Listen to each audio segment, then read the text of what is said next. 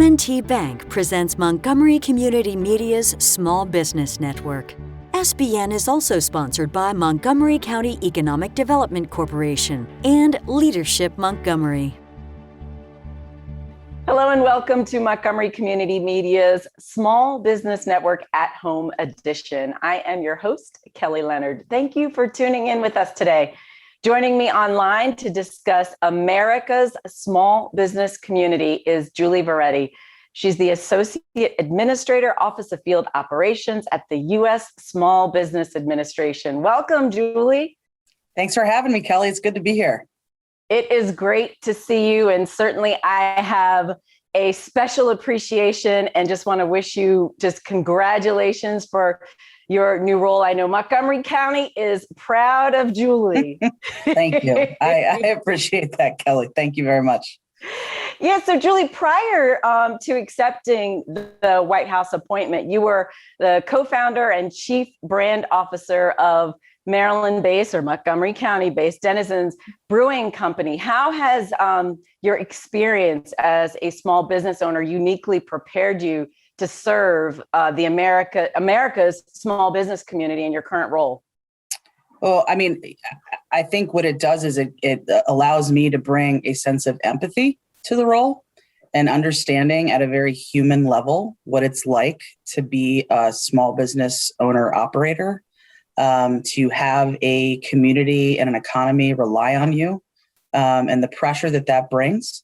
And understanding, especially over the last year during the time of COVID, where small businesses, especially businesses that are in industries that are retail facing, so hospitality sector, retail sector, they've been hammered through no fault of their own. Revenues have dropped drastically. Folks have had to make some of the worst decisions that they didn't ever expect to make. Having to, furlough people for the first time or lay people off for the first time, go into arrears with bills that they needed to pay that they had always paid on time. And so having that experience, and obviously federal government stepped up, as did the state, as did the local government. I mean, this is Montgomery County media here, and, the Montgomery County council and executive and folks in leadership did get together and come up with relief programs as well. But it has been one of the toughest years, I think, in current time for small businesses to operate. And so having experienced all of that stress, I always talk about over the last year, obviously prior to starting the job at the SBA, I had mornings where I would wake up in 2020 where I just honestly had just crippling anxiety and fear and felt like I couldn't move. I couldn't get out of bed because I was so afraid that I was going to lose everything that I had invested in this company. And that is not a good feeling. It takes years off your life, and, just pivoting and trying to do the right thing and make it one more day. And then, I also had other days where I woke up and I looked around and thought, oh my gosh, I think we're going to make it. And look at this amazing team that came together and pivoted and were able to be creative, and the resiliency that I was surrounded with. And I just, it's that sort of yo-yo back and forth feeling that you have that it creates a lot of anxiety and fear. But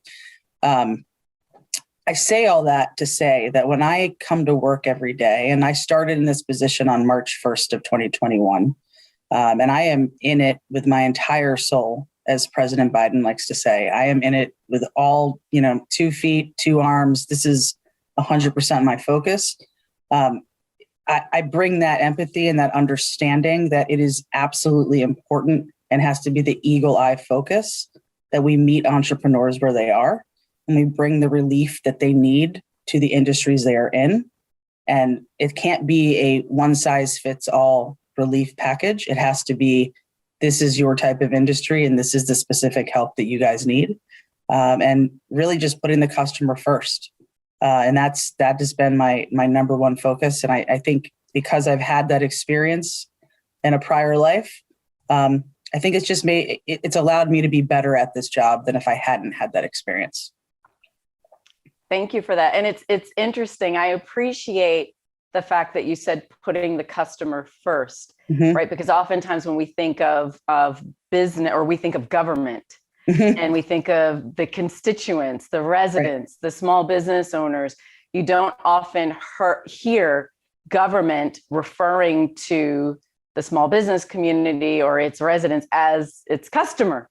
Yeah. And so I definitely appreciate, because I think that causes the government to approach the individual, the constituent, the business owner differently when they do view them as a customer. So thank you for that. And the empathy that you're bringing, because a lot of business owners, small business community is struggling right now. So I definitely appreciate that. Thank you. Yeah, so with that in mind, and I know, you're the first female associate administrator of the Office of Field Operations, and you're overseeing 68 district offices. That sounds like a lot. Yes. I mean, that sounds like several full-time jobs by itself. But what are some of your major priorities to help sort of in this healing and this recovery of the small business? Community? Oh, absolutely. And so just to sort of put it into context, what does that mean that I oversee the Office of Field Operations? So yes, there are 68 district offices scattered throughout the entire United States, including territories. There's even a branch office in Guam, for example, in Puerto Rico. And so there are over 700 employees of the Small Business Administration that work in those offices. And their job is to bring the direct help and relief and amplify all of the resources throughout their local communities. So the program offices at the SBA create programs, and then the field offices implement them and bring that information directly to small business owners. And yes, I do refer to small business owners as our customers, because that is who they are. And I am very grateful for the leadership in Administrator Guzman, who was appointed and started, I think, about a month ago at this point, maybe a little longer than that. But she also, coming from a small business world, she's been an advocate her entire life. And I really appreciate and I'm so grateful for her leadership, because she does come from the small business world as well as the policy world. So she has that kind of magic combination of understanding at a human level, as well as understanding policy. She is also eagle-eye focused on meeting customers where they are. And, when you work for the Small Business Administration, it's a unique agency in that it's not a regulatory agency. The point of the SBA, its whole existence, its mission, is to help small businesses start, grow, succeed, and recover, and stop. So the type of people that apply for and want to work for the SBA tend to be people who just want to be of service. And it is incredible to work with these amazing colleagues and I will tell you, this last year has been very, very tough for small businesses. Absolutely. I mean, I know from personal experience, these district offices and the staff that are there have been working, night and day, 7 days a week. They've been taking over 500 phone calls a day, sometimes a call a minute, every day since COVID hit. And they show up every day and they're trying their best to bring help to people. And again, I think, having that empathy from the leadership, as well as all of the 68 district directors having that same thing. And I will say a lot of the employees that work for the SBA, it's the Small Business Administration. A lot of these folks have had their own small businesses before. They understand as well at a human level, but they very much so get the importance of you have to help your customers first. And I know you asked that question about, as a female associate administrator, and I don't know if that brings a difference in terms of my style of leadership. But I had the very first thing I did when I started the job was set up one-on-one meetings with every single one of the district directors. And so I've been on the job for, I guess, a little over 6 weeks now. I've had 65 out of the 68 meetings. So I've got 3 more this week. It's been a priority for me. I think, relationships matter, and getting to know each other as people, it's just going to make us better at our jobs. Awesome. Thank you for that. Now, President Biden recently signed into law the American Rescue Plan, which I know has significant updates, particularly for the restaurant small business community. Can you discuss some of those updates and summarize what the American Rescue Plan will expand upon as it pertains to the PPP? Yes. So there's actually a couple of things that I want to talk to you about with the American Rescue Plan, or as the kids in government are calling it, ARPA, right? You got to have an acronym for everything. So, but yeah, the first question you have about the Restaurant Revitalization Fund, which is something that I know that the hospitality sector has been fighting for. I mean, I think literally since last March. And it finally got signed into law on March 11th of 2021, which is just one part of the entire American Rescue Plan. That program, I'm not sure if you saw or not, but the SBA published on their website over the weekend, this past weekend on Saturday. You can go to the link and you'll find there's a program guide that is giving information to people so they can see what they need to do to prepare to apply. There's a sample application that is on the website as well. And you can find these things if you go to sba.gov/restaurants with an S at the end. And so that's something, if you are a person that owns or operates a restaurant or food truck or food cart or an alcohol beverage producing facility, these are all the different eligible entities that Congress put into the law. You should definitely check out that website and see what you need to do. I think that is going to bring a lot of relief to the hospitality sector, much needed relief. Congress gave $28.6 billion to that fund.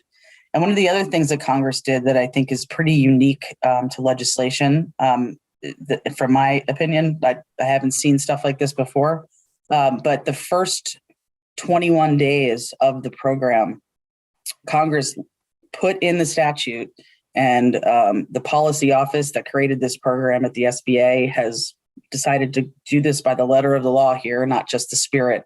The first 21 days, the funding and processing of applications, once the portal opens, which that should be announced soon in terms of what day that will be, has to be focused on priority groups. And so what I mean by that is businesses in the hospitality sector who are eligible for this program, businesses that are owned and operated by women, by veterans, and by social and economically disadvantaged individuals. So, minority owned and operated. And so that's a pretty powerful message that, Congress and President Biden and the administrator are, completely focused on equity when looking at standing up programs and services. So that's number one. And I will say, if you look at sort of the COVID economy and what businesses were impacted the most. I mean, obviously, every small business was impacted, and I don't mean to say that is not the case. But if you just look at in terms of the numbers, minority owned and operated businesses have been hit the hardest in terms of being able to recover from this pandemic economy. And so that's one of the reasons why Congress put that into the statute, is making sure that we are, again, meeting customers where they are, helping the people who need it the most.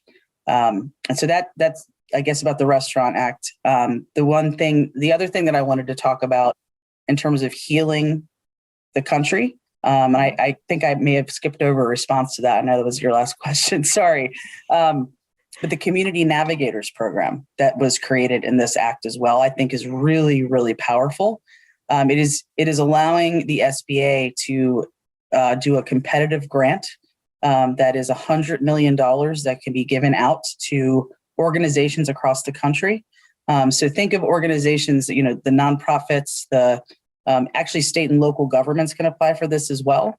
And the goal is to get organizations to go into every corner of every community to bring messaging about the relief programs that exist to small businesses. So say you are in a community where a lot of the entrepreneurs, English is not their first language.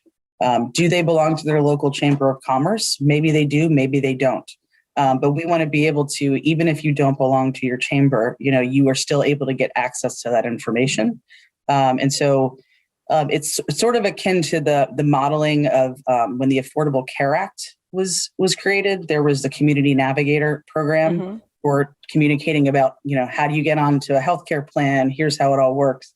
It's basically the same type of model of that, but focused on how do you get information to every single entrepreneur or would-be entrepreneur to make sure that we can all grow this economy together. Awesome. Thanks for that. Now, in my last question, I did mention something very briefly about the infamous PPP program. And as a small business member, I've been very fortunate to benefit from not one, but 2 rounds of PPP. But what would you say to perhaps some of my peers that are in the small business community who have not perhaps been able to tap into PPP and are still struggling to get the help that they need? What sort of advice can you give to them? Well, I would say there's a couple of things. One, if you haven't applied for the Paycheck Protection Program and you qualify for it, I mean, it's your decision as a business owner, but it is a great program, and it has literally staved off destruction of this economy, and on a macro level, but on a micro level, has saved companies from closing their doors forever. And so it is a program that, you have to spend at least 60% of the funds on payroll costs. And then the other 40% is for other eligible expenses such as rent or mortgage or utilities. If you spend the money in that way, you could potentially get 100% of it forgiven. If it ends up converting to being an actual loan, you have 5 years to pay it off, and it's a 1% interest rate. So either way, the goal of this is to try to encourage businesses to keep their doors open, encourage businesses to continue paying their employees, which for a lot of businesses, that is generally their number one expense. So it is helpful in that way. So I would say, yes, please apply for it. The other relief program that the administrator just announced that I thought was a really smart idea is the Economic Injury Disaster Loan Program, which a lot of times people in the vernacular refer to it as EIDL. Okay, so that's another program that the SBA oversees. And it's essentially a program where you get a very low interest loan. It's at 3.75% if you are a for-profit. If you are a nonprofit, it is 2.75%. And you have 30 years to pay this loan off. And it's the amount you can get is calculated based off of generally it's 6 months of economic injury. And you can go up to $2 million because there was such a demand for EIDL during COVID, because it wasn't like you were in one state where a hurricane came through and destroyed the businesses physically in one area of a state. This was literally the entire United States of America is suffering an economic injury at the exact same time. And so obviously there are budgetary, there's always a budget. So you need to make sure that everyone is getting some of the funding. But the administrator came in and said, hey, I think we actually have a lot more of this funding left. And so it had been capped over the last year that you could only get up to $150,000 in this EIDL loan. Administrator just came in and said, you know what? This is not meeting customers where they are. When that decision was made, it was 2 months into the pandemic and no one really knew how long this was going to last. And so she made 2 changes, which is instead of 6 months of economic injury, you can do 24 months of economic injury, understanding that this pandemic is not just hasn't gone away now, but the recovery process is going to take a while. So 2 years worth of economic injury as opposed to 6 months, and you can get up to $500,000 in this low interest disaster loan. So those are 2 other things, not just, again, the PPP program, Paycheck Protection Program, but also definitely look into the EIDL, the Economic Injury Disaster Loan Program, as well as another option.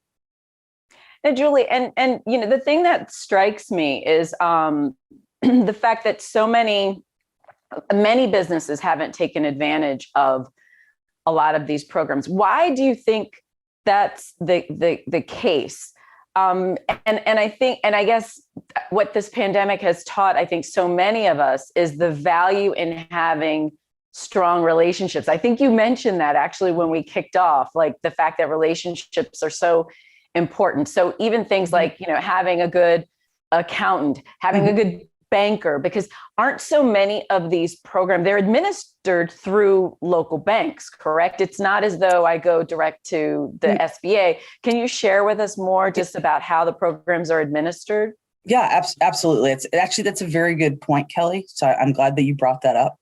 I think the businesses that have not taken advantage of these programs are the businesses that are unbanked or underbanked, as people say. They didn't have prior banking relationships. And particularly with the Paycheck Protection Program, that was administered directly through banks. And so the businesses that had prior banking relationships, just by the mere fact that the bank already knew who they were able to get access to those funds a lot faster and easier than business owners who did not have prior banking relationships. So, and what I mean by banking relationships is not necessarily you don't have a bank account.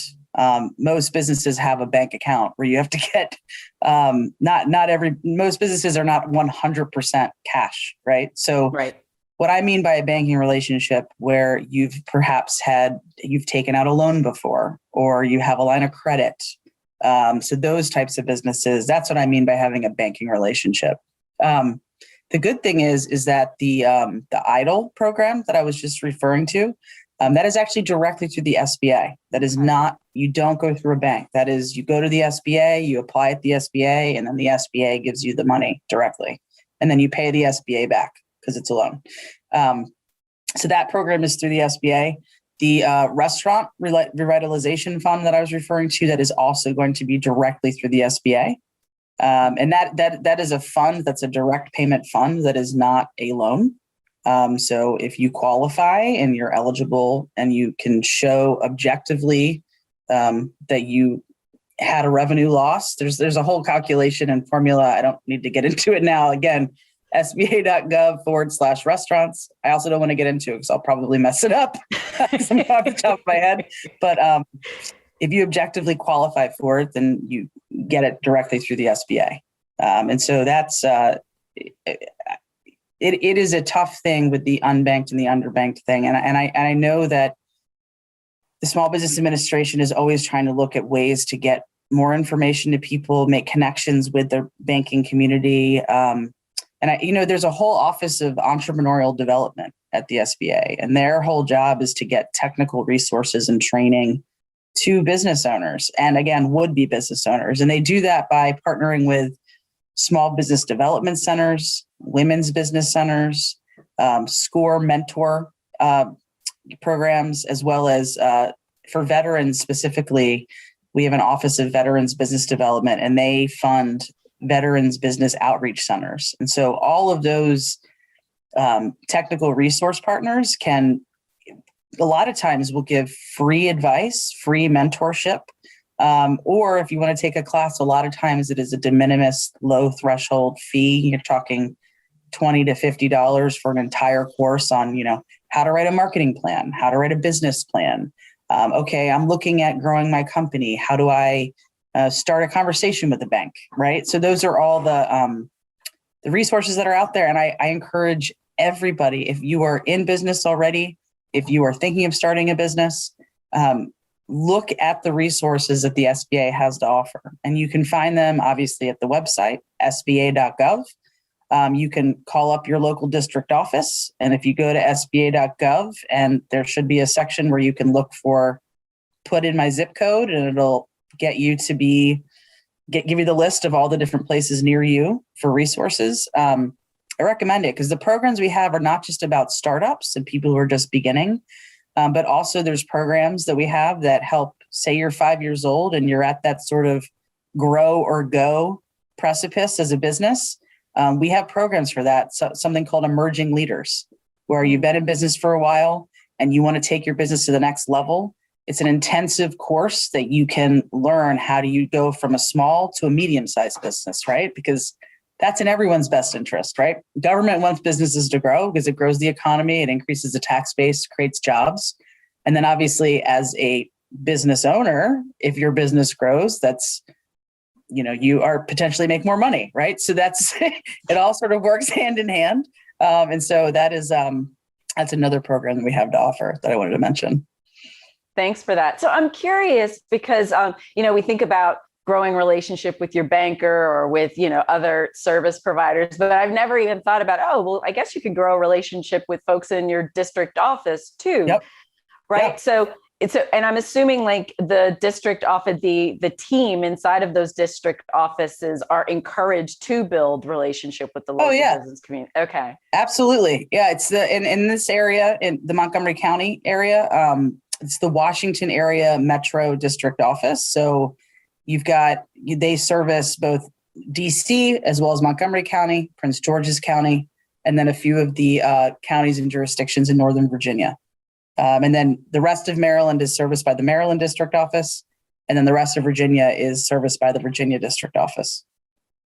Yep. And there's staff and employees, and we have lender relations specialists, so they can talk to you about banks and financing programs that the SBA offers, not just in COVID times, but just generally speaking.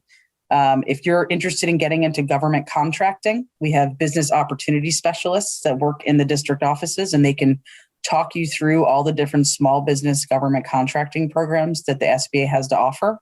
And we have, economic development specialists, and their whole job is to go out into the community and partner with local economic development organizations, like MCEDC, for example, to make sure that everyone is all on the same page. And so that if you're a small business owner, you have a myriad of information and resources across, whether you're calling the SBA office or you're going to MCEDC asking for help. Everyone knows what the other one is doing, so that it's a one-stop shop. Again, meeting the customer where they are. We don't want small business owners to have to call 10 different people to find out information across the board. We want you to be able to call one place, and we hope that you choose the SBA, but it's up to you, where we can help you with everything you need. Awesome. Thank you for that, Julie. I'm going to challenge one thing that you said too, because you said that these are free classes, and you know what? We are taxpayers, so by golly, we are paying for those classes. You're right. No, you're right. Listen, I get it. I'm glad you took umbrage with that. It's accurate. What I should have said was, you've already paid for these classes through your tax dollars.